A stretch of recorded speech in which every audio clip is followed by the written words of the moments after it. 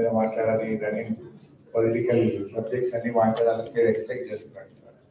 But I don't take much time. I know మీకు కూడా రేపు అంతా కూడా బిజీ షెడ్యూల్ ఉంటుంది కనుక ఒక 25-30 minutes ముగించే ప్రయత్నం చేస్తాను. నెక్స్ట్ టైం ఎట్లా నా డాక్టర్ ఇక్కడ జాయిన్ అయింది కనుక మధ్య మధ్యలో రావాల్సి ఉంటుంది. ఈసారి వచ్చినప్పుడు ఏదైనా వీకెండ్ చూసి ప్లాన్ చేసుకోండి. ముఖ్యంగా అనిల్ కుర్మాచలం లేని రోజు కూడా నాకు కనబడతాం. అనిల్ 2012లో నేను 13లో వచ్చినప్పుడు అప్పుడైతే ఫస్ట్ మీటింగ్ నాతోనే అనిల్ ఏర్పాటు చేశాను. మీలో చాలా మంది ఆ రోజు పాల్గొన్నారు, ఈ రోజు పాల్గొన్నారు. I'm so happy. ముఖ్యంగా ఎన్ఆర్ఐ బిఆర్ఎస్ పార్టీ ఫస్ట్ పుట్టిందే మన లండన్ లో పుట్టింది, యూకేలో పుట్టింది. మొత్తం ప్రపంచవ్యాప్తంగా ఈరోజు గులాబీ జెండా పాకిందంటే ఎన్ఆర్ఐ యూకే కృషి వల్ల, మీ ఇన్స్పిరేషన్ వల్ల, మీ ప్రయత్నం వల్లనే చెప్పుకోక తప్పదు. అంతేకాదు ముఖ్యంగా మన కల్చర్ను కూడా, మన బతుకమ్మను, మన బోనాలను కూడా అద్భుతంగా లండన్ లో ప్రారంభించి ప్రపంచవ్యాప్తంగా కూడా జరగడానికి దోహదపడ్డది కూడా ఎన్ఆర్ఐ యూకే విభాగం. సో అట్లా చాలా బాగా ఒక మంచి టీం వర్క్ చేశారు. మరి ఎన్నో సందర్భాల్లో అక్కడ మేము ప్రొటెస్ట్ చేస్తా ఉంటే దాన్ని ఇక్కడ మీరు ప్రొటెస్ట్ చేస్తూ మన ఇండియన్ గవర్నమెంట్ కూడా రికగ్నైజ్ చేసే విధంగా ఆనాటి భారత ప్రభుత్వం కూడా ఇది తెలంగాణ ఉద్యమం అంటే ఏదో కొద్దిమంది నాయకులదే కాదు, ప్రపంచ వ్యాప్తంగా ఉండే ఇంటెలెక్చువల్స్ అడుగుతున్నారు, ఎన్ఆర్ఐస్ అడుగుతున్నారు, ఈ రాష్ట్రం ఏర్పడాల్సిందే అని చెప్పి ఆనాటి మీ పోరాటం ఎంతో ఉద్యమానికి ఊతమిచ్చింది, ఉద్యమాన్ని ఉరూతలుగించింది, రాష్ట్ర ఏర్పాటుకు దోహదపడ్డది. So I thank each and everyone. ఆ రోజు నుంచి ఈ రోజు వరకు కేసీఆర్ గారి నాయకత్వానికి సపోర్ట్ చేస్తూ ఈ గులాబ్ జెండాను ముందుకు తీసుకుపోయిన మా యూకే ఎన్ఆర్ఐ విభాగం ఈ రోజు మీటింగ్ లో ఉండొచ్చు, ఉండకపోవచ్చు, కష్టపడ్డ ప్రతి ఒక్క వ్యక్తికి నేను యావత్ తెలంగాణ ప్రజల పక్షాన, బిఆర్ఎస్ పక్షాన వారికి హృదయపూర్వక ధన్యవాదాలు తెలియజేస్తాను. మిత్రులారా, చాలా విషయాలు మీకు తెలుసు. ఈరోజు బిఆర్ఎస్ పార్టీ కేసీఆర్ గారి నాయకత్వంలో ఎన్నో అద్భుతాలు సాధించింది. ఒకప్పుడు భారతదేశంలో ఏముండేదంటే బెంగాల్ ఆచరిస్తుంది, దేశం అనుసరిస్తుంది అనేవారు. కానీ కేసీఆర్ గారి చరిత్రను తిరగరాసిండ్రు, తెలంగాణ ఆచరిస్తుంది, భారతదేశం అనుసరిస్తుంది గొప్పగా 10 ఏళ్లలో చేసి చూపించారు కేసీఆర్. ఇదేదో పొలిటికల్ స్పీచ్ కాదు. మీరు లాస్ట్ 10 years లో చూస్తే, మీరు గూగుల్లో సెర్చ్ చేస్తే పర్ క్యాపిటల్ ఇన్కమ్ లో మన తెలంగాణ రాష్ట్రం దేశంలో అగ్రగామిగా ఉంటుంది. పర్ క్యాపిటల్ పవర్ కన్జంప్షన్ లో ఇండియాలో మనం టాప్ 2-3లో ఉంటాం. మన జిఎస్డిపి గ్రోత్ రేట్ లో ఇండియాలో ఏ స్టేట్ కూడా మన దరిదాపుల్లో కూడా జిఎస్డిపి గ్రోత్ రేట్ లో ఉండదు. ఎవ్రీ హౌస్ హోల్డ్, ప్రతి ఇంటికి స్వచ్ఛమైన త్రాగునీరు అందించింది కేసీఆర్ గారు. యాక్చువల్ గా మన ఎలక్షన్ మేనిఫెస్టోలో పెట్టలే, కానీ కేసీఆర్ గారు తనకు తానే డెడ్ లైన్ పెట్టుకున్నాడు. ఓ రోజు అసెంబ్లీలో మాట్లాడుతూ వచ్చే 3 ఏళ్లలో ప్రతి ఇంటికి త్రాగునీరు ఇవ్వకపోతే మళ్ళీ ఎన్నికల్లో పోటీ చెయ్యము అని చెప్పాడు కేసీఆర్. మా గుండెలు అదిరిపోయింది అసెంబ్లీలో ఉన్నాం, ఇంత ధైర్యంగా చెప్పిండు. ఎందుకంటే మనకంటే ముందు 60 ఏళ్ళు పాలించిన వాళ్ళు ఉన్నారు. 60 ఏళ్లలో చేయని పనిని 3 ఏళ్లలో చేస్తాను. ఒక మారుమూల గోండుగూడెం నుంచి హైదరాబాద్ నగరం వరకు ప్రతి ఇంటికి స్వచ్ఛమైన శుద్ధి చేసిన త్రాగునీరు అందిస్తాను. ఆ ప్రోగ్రాం పేరే మిషన్ అని ఒక ప్రోగ్రాం పెట్టాను. నిజంగా ప్రతిరోజు ఉదయం లేస్తే మనం కాఫీ, టీ ఎట్లా తాగుతామో కేసీఆర్ గారు ఉదయం లేవగానే 2 పనులు చేసేవాడు. పవర్, అసలు మనం బిఆర్ఎస్ పార్టీ అధికారంలోకి వచ్చినాడు రాష్ట్రంలో హైదరాబాద్ లో 4 hours పవర్ హాలిడే. గ్రామీణ ప్రాంతాల్లో అయితే పొద్దున 6కి పోతే రాత్రి 6 దాకా కరెంట్ రాదు. కరీంనగర్, వరంగల్, ఖమ్మం, నల్గొండ, నిజామాబాద్ ఇట్లాంటి జిల్లా హెడ్ క్వార్టర్స్ అయితే daily 6 hours power cut. Industries కు 3 days పవర్ హాలిడే. ఆ సిచ్యువేషన్ లో రాష్ట్రం ఏర్పడింది. కానీ 1 year లో, ఎగ్జాక్ట్లీ ఇన్ ఇయర్, అది గ్రామీణ ప్రాంతమా, పట్టణ ప్రాంతమా, హైదరాబాద్ నగరమా, అది పరిశ్రమల, గృహ అవసరాల, వ్యవసాయమా, ఎవ్రీ కన్స్యూమర్ 24/7 క్వాలిటీ పవర్ ఒక్క సంవత్సరంలో ఇచ్చి చూపించాడు కేసీఆర్. 60 ఏళ్లలో దాని పని ఒక్క సంవత్సరంలో చేసి చూపించింది బిఆర్ఎస్ ప్రభుత్వం. అంటే అది కమిట్మెంట్, డెడికేషన్. ఉదయాన్నే మనం కాఫీ తాగినట్టు కేసీఆర్ గారు పొద్దున్న లేవగానే ఇలా పవర్ డిమాండ్ ఎంత, ప్రొడక్షన్ ఎంత, what is the gap, how to meet it out, ఎంత పర్చేస్ చేయాలి అవసరమైంది అని ఉదయాన్నే ఫస్ట్ తన ఐప్యాడ్ తీసుకొని పవర్ డిపార్ట్మెంట్ చూసేవారు, దెన్ మిషన్ భగీరథ ప్రోగ్రెస్ చూసేవారు. ఇట్లా ఒక డెడికేషన్ తో పనిచేస్తారు. Not like a chief minister, he work like a CEO of an organization. అంత డెడికేటెడ్ గా ఫోకస్డ్ గా పనిచేయడం వల్ల ఆ రకమైన అద్భుతమైన ఫలితాలు వస్తాయి. సో మనం చేసిన తర్వాత ఇండియా, భారత ప్రభుత్వం తెలంగాణ వైపు చూసింది. ఆ మిషన్ కాకతీయని రిప్లేస్ చేసి హర్ ఘర్ కో జల్ అని ఒక ప్రోగ్రామ్ స్టార్ట్ చేసింది. ఇండియా మొత్తం కూడా మేము నీళ్ళు ఇస్తాం. ఫస్ట్ టార్గెట్ 2020 పెట్టిండ్రు, 23 పెట్టిండ్రు, ఇప్పుడు 25 పెట్టిండ్రు, మళ్ళీ ఇప్పుడు 28 కు ఎక్స్టెండ్ చేసింది. 3 ఏళ్లలో చేస్తామంటే కేసీఆర్ 3 ఏళ్లలో చేశారు. 10 ఏళ్ళు అయినా కూడా ఇంకా భారతదేశంలో ఆ ప్రోగ్రామ్ ఇంకా పూర్తి కాలేదు. సరే, అఫ్ కోర్స్ మనము ఈ దేశానికి ఉపయోగపడ్డాం, ఈ దేశానికి మార్గదర్శకంగా నిలిచాం. మనం పెట్టిన పేరు మిషన్ భగీరథ, కేంద్ర ప్రభుత్వం పెట్టింది హర్ ఘర్ కో జల్. ఈ రోజు ఒక 70-80% ఆఫ్ ఇండియా కంప్లీట్ అయింది. ఇంకో 20% ఉంది, ఇంకో 2-3 ఇయర్స్ లో కావచ్చు. అది తెలంగాణ రాష్ట్రం, బీఆర్ఎస్ పార్టీ ఈ దేశానికి ప్రతి ఇంటికి త్రాగునీరుకు మార్గదర్శకమైంది. అలాగే మనం ఇంకో ప్రోగ్రామ్ చేశాం, దట్స్ కాల్డ్ మిషన్ కాకతీయ. తెలంగాణలో చాలా చెరువులు ఉంటాయి. మనందరం ఏదో ఒక గ్రామం నుంచి వచ్చిన వాళ్ళమే, బ్యాక్ అండ్ ఏదో ఒక ఊరు ఉంటుంది మనకు. సో ఏ ఊర్లో పోయినా 10 చెరువులు, 20 చెరువులు, 30 చెరువులు ఉంటాయి, కుంటలు, చెరువులు. సో అవన్నీ కూడా ఉమ్మడి ఆంధ్రప్రదేశ్ లో పట్టించుకోకపోతే మనం మిషన్ కాకతీయ అనే ఒక ప్రోగ్రామ్ స్టార్ట్ చేసి renovation and restoration of village tanks. అందులో నీళ్లు బాగుంటే గ్రౌండ్ వాటర్ టేబుల్ పెరుగుతుంది, బావుల్లో నీళ్లు ఉంటాయి, బోర్లలో నీళ్లు ఉంటుంది, వ్యవసాయం బాగా అభివృద్ధి చెందుతుంది. అందరికీ కూడా పశువులకు, పక్షులకు, ముఖ్యంగా చేపలు అంతా కూడా ప్రజలు, గ్రామీణ పల్లె ప్రజలందరికీ ఉపాధి అవకాశాలు దొరుకుతాయి. సో ఆ ప్రోగ్రాం బాగా చేసాం మనం. ఒక వార్ ఫుటింగ్ లో దాదాపు 30,000 చెరువులను 3 సంవత్సరాల్లో రిస్టోర్ చేసిన మిషన్ కాకతీయ. ఆ ప్రోగ్రాం మొత్తం దేశం యొక్క దృష్టి ఆకర్షించింది. అప్పుడు కేంద్ర ప్రభుత్వం అమృత్ సరోవర్ అనే ఒక ప్రోగ్రాం తీసుకొని అందరినీ తెలంగాణకు పంపించారు. Central water commission chief engineers, వివిధ రాష్ట్రాల నుంచి ఎంతో మంది ఇరిగేషన్ డిపార్ట్మెంట్ అధికారులు తెలంగాణకు వచ్చి మన ప్రోగ్రామ్ ను చూసి భారతదేశం మొత్తం కూడా అమృత్ సరోవర్ పేరు మీద ఒక ప్రోగ్రామ్ చేస్తారు. సో అట్లా ఒకటిగా మన రైతుల కోసం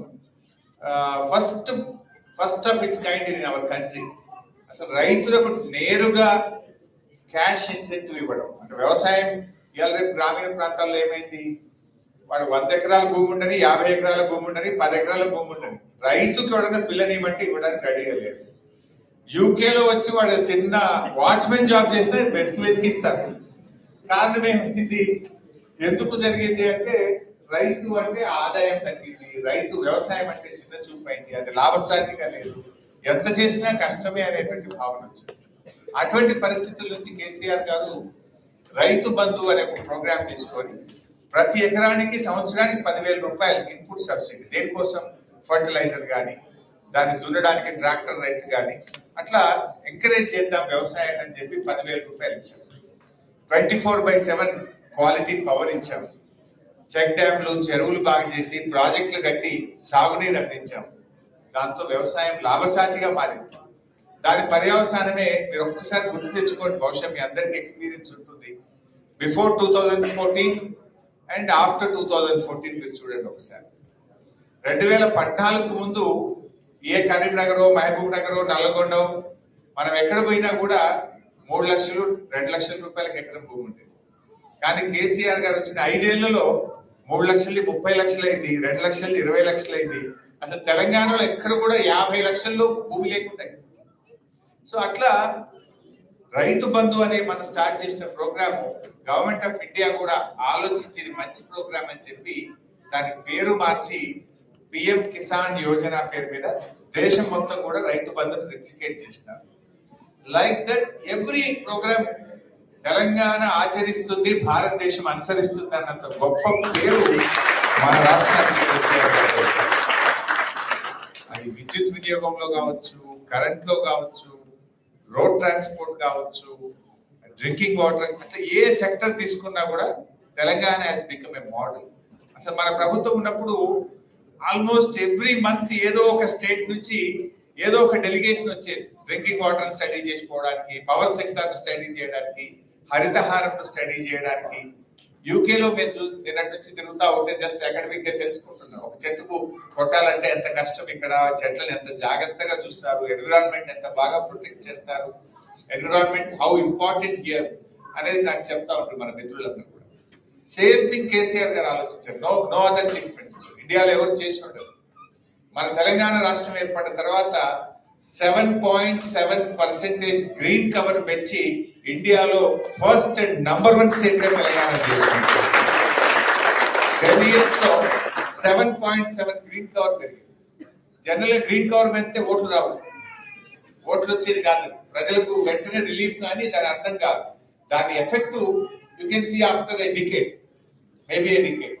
సో అది పొలిటీషియన్స్ కు నచ్చే ప్రోగ్రామ్ కాదు. కానీ KCR is a visionary.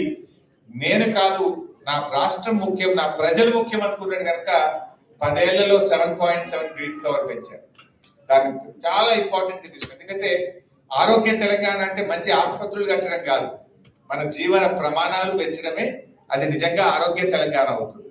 So నీ quality of air, quality of water, నీ road network, all these things are very important. అట్లా మన రాష్ట్రాన్ని అద్భుతంగా అభివృద్ధి చేసుకొని పోయినాం. సో అందుకే తెలంగాణ ఈ దేశంలోనే ఒక నంబర్ 1 రాష్ట్రంగా అభివృద్ధి జరిగింది. సరే, అన్ఫార్చునేట్లీ ఇవాళ ఒక అర్రాస్ పాటలాగా పాడింది. కేసీఆర్ 10,000 రైతు బంధు ఇచ్చింది కదా, నేను 15,000 ఇస్తాను. ఒక ఆయన మెదక్ ఎమ్మెల్యే, మీరు ఎప్పుడైనా వీడియో చూసిందో లేదో, ఎలక్షన్ లో పోటీ చేసిన ఆయన, కేసీఆర్ 24 గంటల కరెంట్ ఇచ్చిండు, రోజుకు నేను 48 గంటలు ఇస్తాను. మీరు చూసిందే సోషల్ మీడియా. సో అట్లా వాళ్ళు మాట్లాడేసినారు, ఏది పడితే అది మాట్లాడినారు. కేసీఆర్ ఆడపిల్ల పెళ్లికి ₹1,00,000 ఇస్తున్నాడు కదా, మేము ఇంకా తులం బంగారం కల్పిస్తామన్నారు. సో అట్లా ఏది మాట్లాడినా చెప్తూ చెప్తూ ప్రజల్లో ఒక రకమైన మార్పు తెచ్చారు. ఒక చిన్న ఎగ్జాంపుల్ కూడా చెప్తాను. ఒక రోజు నా దగ్గరికి పంచాయత్ సెక్రటరీలు వచ్చినారు, అంటే విలేజ్ ఆఫీసర్స్, విలేజ్ అడ్మినిస్ట్రేషన్ చూసి officers. They all came to almost వాళ్ళ అసోసియేషన్ 15 మంది వచ్చినారు. చాలాసేపు కూర్చోబెట్టి మాట్లాడుతుంటే they gave a representation saying that we have so much, ఎన్నో ఇష్యూస్ ఉన్నాయి, మాకు చాలా కష్టాలు ఉన్నాయి, మాకు గ్రామ పంచాయతీలకు డబ్బులు రాక మేమందరూ అప్పులపాలు అయిపోయాము, ట్రాక్టర్లో డీజిల్ పోయడానికి కూడా ప్రభుత్వం డబ్బులు ఇస్తలేదు, మా రెగ్యులరైజేషన్ కావట్లేదు, అట్లా వాళ్ళ గ్రీవియన్స్ అంతా చెప్పారు. వాళ్ళు అడిగాను, అంటే మీకు ఉద్యోగాలు ఎవరు ఇచ్చిందా బాబు అన్నారు. కేసీఆర్ గారు ఇచ్చారు. అప్పుడు ఒకేసారి 10,000 జాబ్స్ ఇచ్చారు పంచాయత్ సెక్రటరీస్. ఉద్యోగాలు ఎవరు ఇచ్చారు? కేసీఆర్. ట్రాక్టర్లు ఎవరు ఇచ్చారు? కేసీఆర్ గారు ఇచ్చారు. మీకు పవర్స్ డెలిగేట్ చేసింది ఎవరు? ప్రతిదానికి కలెక్టర్ దగ్గరకు, ఆర్డీఓ దగ్గరకు అనుకుంటా పవర్స్ డెలిగేట్ చేసింది ఎవరు? కేసీఆర్ గారు ఇచ్చారు. మరి మీరే కదరా పోయి మమ్మల్ని ఒడగొట్టింది అని అంటే అన్న ఒక మంచి మాట చెప్పండి. నేను కూడా ఐ రియలైజ్ ఏమన్నాడు ఒక సెక్రటరీ అందులో వేసి, మాకు ఎట్లా తెలిసిందన్నా మీ విలువ, తెలంగాణ వచ్చినాక డైరెక్ట్ మీరే గవర్నమెంట్ లోకి వచ్చిండ్రు, 2 టర్మ్లు మీరే ఉన్నారు, వాళ్ళు ఏదేదో చెప్తున్నారు కదా, వాళ్ళు ఏదో చెప్తే ఇంకా బాగా అయితేమో, ఇంకా బెటర్గా ఉంటుందేమో అని అనుకున్నాము. నౌ వి రియలైజ్డ్, గవర్నమెంట్ మారింది కంటే we realised we are able to judge. ఇప్పుడు అర్థమైందన్న, ప్రభుత్వం మారిన తర్వాత పాతదేంటి కొత్తదేంటి, మేము ఏం మిస్ అయ్యామో, మేము ఏం కోల్పోతున్నామో మాకు అర్థమైంది అన్నారు. అంతకుముందు అన్న 10 ఏళ్ళు మీరే ఉన్నారు రాష్ట్రం ఏర్పడిన తర్వాత, నేరుగా మన ప్రభుత్వం ఉండడం వల్ల కంపేర్ చేసుకోవడానికి మాకు ఆపర్చునిటీ లేకుండా పోయింది. ఇప్పుడు గవర్నమెంట్ మారిన తర్వాత ఏడాది లోపలనే మాకు అర్థమైంది what we are missing, what we are lost అనేది ఇప్పుడు మాకు అర్థమవుతుంది అన్నారు. సో అట్లా తెలంగాణలో చాలా మార్పులు వచ్చింది. ఇలా చెప్పుకుంటూ పోతే చాలా విషయాలు ఉన్నాయి. బాగా డెవలప్ అయింది స్టేట్. గతంలో చంద్రబాబు నాయుడు కూడా మీరు స్పీచ్ చూసుకుంటారు, ఆయన మాట్లాడేవాడు. ఒకప్పుడు ఆంధ్రాలో 1 ఎకరం అమ్మితే తెలంగాణలో 10 ఎకరాలు వచ్చేది. కానీ చూసారా కేసీఆర్ ఎంత బాగా చేసినాడు. ఇప్పుడు తెలంగాణలో 1 ఎకరం అమ్మితే ఆంధ్రాలో 10 ఎకరాలు వస్తుంది అని మనం మాట్లాడలేదు, చంద్రబాబు నాయుడు మాట్లాడలేదు. That is the change you have show. But today what happen? Back and ఒకసారి మీ అమ్మకో నాన్నకో ఫోన్ చేయండి, లేదా మీ రిలేటివ్స్ కి ఫోన్ చేయండి, మీ డిస్ట్రిక్ట్ లో, మీ విలేజ్ లో, మీ తాలూకాలో ఫోన్ చేయండి. ఈ రోజు ఎవరైనా భూమి అమ్ముతా అంటే కొనేవాడు లేడు. కేసీఆర్ ఉన్నప్పుడు 50 లక్షలకు ఎకరం పోయిన భూమి ఇప్పుడు ఎవరైనా ఆడపిల్ల పెళ్లి ఉందో, పిల్లల్ని యూకేలో చదివించాలంటే 30 లక్షలకు అమ్ముతారా? 10, 20 తక్కువ అంటే కూడా 2 లేకుంటాయి. మరి ఎందుకంటే మారింది? కేసీఆర్ పెంచింది ఎట్లా, ఇప్పుడు దిగింది ఎట్లా, ఎక్కడ లోపం ఉంది, ఎక్కడ అడ్మినిస్ట్రేషన్ లో లోపం ఉంది, ఇవాళ ఆలోచించాల్సిన అవసరం. ఒక పాజిటివ్ యాటిట్యూడ్. అంటే మన కేసీఆర్ గారు ఎంతసేపు ఆయన ఆల్వేస్ స్పీక్స్ పాజిటివ్. నాది ధనిక రాష్ట్రము, నా రాష్ట్రం అద్భుతంగా అభివృద్ధి జరుగుతుంది అని ఒక పాజిటివ్ ఎన్విరాన్మెంట్ ను స్టేట్ లో క్రియేట్ చేసినారు. మనీ రోల్ అయ్యేది కేసీఆర్ గారు ఉన్నప్పుడు, కానీ ఈ రోజు ఆ పరిస్థితి లేదు తెలంగాణ. ఎవరిని మాట్లాడించినా చాలా ఇబ్బందులు వచ్చినాయి. People are also realised. ఏమైంది, రైతు బంధు 2 పంటలకు రానే లేదు. చాలా చెప్పిన విషయాలు కొత్త దేవుడు ఉన్నాయి కూడా ఒకటొకటి బంద్ అవుతా ఉన్నాయి. దాంతో ప్రజలు కూడా అర్థం చేసుకుంటున్నారు. సో అట్లా ఇవాళ తెలంగాణలో కూడా మళ్ళీ ఎప్పుడు ఎన్నికలు వచ్చినా ప్రజలు కేసీఆర్ ను బీఆర్ఎస్ ను గెలిపించడానికి ఇవాళ సిద్ధంగా ఉంటారు. సో పీపుల్ కూడా అర్థమైంది. సో కొన్ని సందర్భాల్లో మనం కూడా కొన్ని చిన్న తప్పులు జరగవచ్చు. సో వాటిని మనం కూడా సరి చేసుకుంటాం. మనం కూడా దాన్ని వాటి అన్నింటినీ కూడా రెక్టిఫై చేసుకొని మనము కూడా ముందుకు వెళ్తున్నాం యాజ్ బీఆర్ఎస్ పార్టీ. ఎందుకంటే మీరందరూ కూడా ఇవాళ ఎంతో గర్వపడే విధంగా కేసీఆర్ గారు తన పాలన అందించారు. సపోజ్ ఇక్కడ మీకు అన్ని రాష్ట్రాల వాళ్ళు ఉంటారు, ఇండియా నుంచి పీపుల్ ఫ్రమ్ తమిళనాడు, కేరళ, కర్ణాటక, లేదా సౌత్ ఇండియానే కాదు నార్త్ ఇండియా నుంచి కూడా ఉంటారు. కంపారిజన్ లో మీరు ఎంత ప్రౌడ్ గా చెప్పగలుగుతారు, మా స్టేట్ లో 24/7 agriculture free power in our state అంటే నో అదర్ స్టేట్ ఇండియా. ఇప్పటికీ ఉత్తరప్రదేశ్ లో పోతే ఏదైతే UP considered to be the largest state and highest population. ఈ రోజు కూడా యూపీలో డీజిల్ పంపులు ఉంటాయి, కదా ఎలక్ట్రిసిటీ 100% లేదు. ఆ ఉన్న చోట కూడా రైతులకు they give only 6 to 8 hours ఇస్తారు. 6 to 8 hours. ఇంకా కొన్ని చోట్ల డీజిల్ పంప్స్ ఉంటాయి. మన దగ్గర అసలు 24/7 ఫ్రీ పవర్ ఇవ్వగలరు. సో అట్లా వీరందరూ గర్వపడే విధంగా తెలంగాణ రాష్ట్రాన్ని మనం మొదలు తీసుకుపోయింది. Maybe youngest state, but best state గా మనం దాన్ని ట్రై చేయగలుగుతాం. ఐటీలో, ఇండస్ట్రీలో కేటీఆర్ గారు ఎంత అద్భుతంగా పనిచేసిందో మీకు తెలియదు కాదు. ఈవెన్ బెంగళూరులో కూడా గ్రోత్ రేట్ లో మనం బెంగళూరు కూడా బీట్ చేసినాం. ఐటీ ఎక్స్పోర్ట్స్ గ్రోత్ లో కానీ, ఐటీ జాబ్ క్రియేషన్ లో మనము బెంగళూరు కూడా ఓవర్టేక్ చేసినాం. సో అట్లా అనేక సెక్టర్స్, ఈ సెక్టర్ ఆ సెక్టర్ కాదు, ఈవెన్ హెల్త్ సెక్టర్ లో కూడా mother mortality rate, child mortality rate తగ్గిస్తూ ఇండియాలో 3rd ప్లేస్ కి వచ్చింది. ఒకప్పుడు తెలంగాణ రాకముందు మనం ఎక్కడో 12th 13th ప్లేస్ లో ఉండేవాళ్ళం. దాన్ని తగ్గించి మనం 3rd ప్లేస్ కి వచ్చినాం. మనకంటే ముందు తమిళనాడు, మహారాష్ట్ర ఉండే. బీఆర్ఎస్ ఉంటే ఈ పార్టీకి నంబర్ 1 అయి ఉండేవాళ్ళం. సో అట్లా మేము స్లోగా పనిచేస్తూ నంబర్ 3కి తెచ్చాం హెల్త్ సెక్టర్ లో. ఎవ్రీ సెక్టర్ అట్లా పనిచేస్తూ అద్భుతంగా ముందుకు పోయాం. బట్ ఈ రోజు ఏం జరుగుతుందో మీకు తెలుసు. ఎంతసేపు కొత్త ప్రభుత్వం వచ్చిన తర్వాత పర్ఫార్మెన్స్ లో కాకుండా వాళ్ళు ఏదో ఒక గోబల్స్ ప్రచారం, మనం ఇది ఈ కమిషన్ చేసినాము, ఆ ఎంక్వైరీ చేసినాము, దీంతో కాలం గడిపే ప్రయత్నం చేస్తున్నాం. అంటే నెగిటివ్ యాటిట్యూడ్. ప్రజలకు కావాల్సింది పర్ఫార్మెన్స్ కావాలి, రిలీఫ్ కావాలి, బెటర్ పర్ఫార్మెన్స్, బెటర్ డెలివరీ కావాలి. బట్ వీళ్ళకి ఆ ఆలోచన లేదు. ఇవాళ అవినీతి విపరీతంగా పెరిగిపోయింది రాష్ట్రం. మీరు ఎవరిని అడిగినా చెప్తారు. ఏ గవర్నమెంట్ ఆఫీస్ పోయినా, మున్సిపల్ అడ్మినిస్ట్రేషన్ డిపార్ట్మెంట్ పోయినా, రిజిస్ట్రేషన్ డిపార్ట్మెంట్ పోయినా, రెవెన్యూ డిపార్ట్మెంట్ పోయినా చాలా ఇబ్బందిగా ఉంది ప్రజలకు. అది నేను చెప్పాల్సిన అవసరం లేదు, మీకే ఫీడ్బ్యాక్. సరే, కాళేశ్వరం గురించి మిత్రులు మాట్లాడమన్నారు, అది మాట్లాడితే ఒక గంట సబ్జెక్టు. నేను అంతసేపు చెప్పలేదు, 5-10 minutes చెప్పేస్తే మీ అండర్స్టాండ్. చిన్న పిల్లలు వచ్చారు, పాపం ఇంతమంది మా సోదరి మనులు వచ్చారు. I can't test your patience, so I'll finish in 10 minutes. So Kaleshwaram విషయానికి వచ్చారు. కాళేశ్వరం పదే వింటారు. కాళేశ్వరం అంటే 1,00,000 కోట్ల రూపాయలు పోయినాయని, లేదా కాళేశ్వరం కూలేశ్వరం అయిందని, ఇలాంటి గోబల్స్ విస్పర్ క్యాంపెయిన్ ఒకటి చేస్తాం. యాక్చువల్లీ వాట్ ఈస్ కాళేశ్వరం అంటే, సింపుల్ గా చెప్పాలంటే, కాళేశ్వరం ప్రాజెక్ట్ లో 3 బ్యారేజీలు, 15 రిజర్వాయర్లు, 19 సబ్స్టేషన్లు, 21 పంప్ హౌస్లు, 203 kilometres tunnel, 1,531 kilometres gravity canal, 98 kilometers of pressure main, 540 meters of pumping system. All this together is a Kaleshwaram. So, beauty of Kaleshwaram is manchi good year. This year is last year and this year is a very good rainfall. మన state లో మంచి వర్షపాతం ఉంది. when you have a good rainfall, మనకు SRSP నుంచి mid Maneru, ఎక్కడైతే సిరిసిల్ల దగ్గర mid Maneru ఉంటుందో SRSP నుంచి మిడ్ మానేరుకు నీళ్ళు వస్తాయి by gravity. You'll operate the motors and pumps of Kaleshwaram from mid maneru itself. You don't operate from Elapalli or you don't operate from Kaleshwaram, Medigatta. You'll operate from mid maneru itself. And 50% system ఏ నడుస్తుంది. But ఆయకట్టు 37 lakh acres కు ఆయకట్టు నీళ్ళు వస్తుంది. Good year, average rainfall ఉంది. అప్పుడు ఏమవుతుందంటే we'll operate motors from Yellampalli, మన కడెం రిజర్వాయర్ ఆదిలాబాద్ లోని కడెం నుంచి మంచి వరద ఎల్లంపల్లికి వస్తే ఎల్లంపల్లి నుంచి మోటార్ లాంచ్ చేసుకుంటే మనము కాళేశ్వరం సిస్టమ్ పనిచేస్తుంది. So bad year, less rainfall ఉన్నప్పుడు తప్పనిసరిగా నీళ్లు ఉండేటువంటి పాయింట్ మేడిగడ్డ పాయింట్.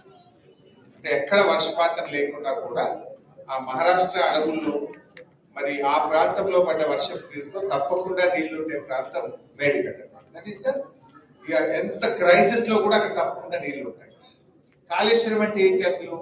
37 లక్షల ఎకరాలకు సాగునీరు అందిస్తుంది. 60% ఆఫ్ తెలంగాణకు డ్రింకింగ్ వాటర్ ఇస్తుంది.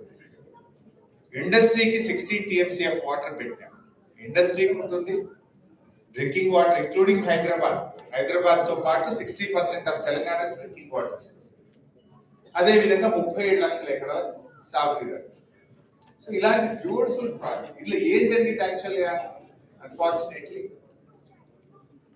3 బ్యారేజెస్ అని చెప్పాను. Before 3 barrages all the 15 reservoirs with the capacity of 141 TMC, 141 TMCల సామర్థ్యం కలిగిన 15 రిజర్వాయర్లు దే ఆర్ ఇంటాక్ట్. ఇప్పుడు ఉదాహరణకు Mallanna Sagar, the biggest reservoir with 50 TMC capacity. మొన్న రేవంత్ రెడ్డి గారు ఆ మల్లన్న సాగర్ నుంచి హైదరాబాద్ మూసీకి నేను నీళ్లు తీసుకెళ్తాను, మూసీ మురికి నీరును పారదోలడానికి ఈ కాళేశ్వరం నీళ్లను మల్లన్న సాగర్ నుంచి తీసుకెళ్లి మూసీలో వదిలితే ఆ మురికంతా కొట్టుకపోతుందని ఒక 7,000 కోట్ల రూపాయలతో టెండర్ పిలిచినాడు. వర్క్ జరుపుతాం. మరి కాళేశ్వరమే కూలిపోతే ఈ 7,000 కోట్ల రూపాయలతో ఎందుకు టెండర్ పిలిచావు అంటే there is no answer in దానికి ఆన్సర్ లేదు. ఆయన మళ్ళీ ఒకటి గంధమల్ల అని నల్గొండ డిస్ట్రిక్ట్ ఆలేరు నియోజకవర్గంలో ఒక రిజర్వాయర్ ఫౌండేషన్ వేసినాడు సీఎం.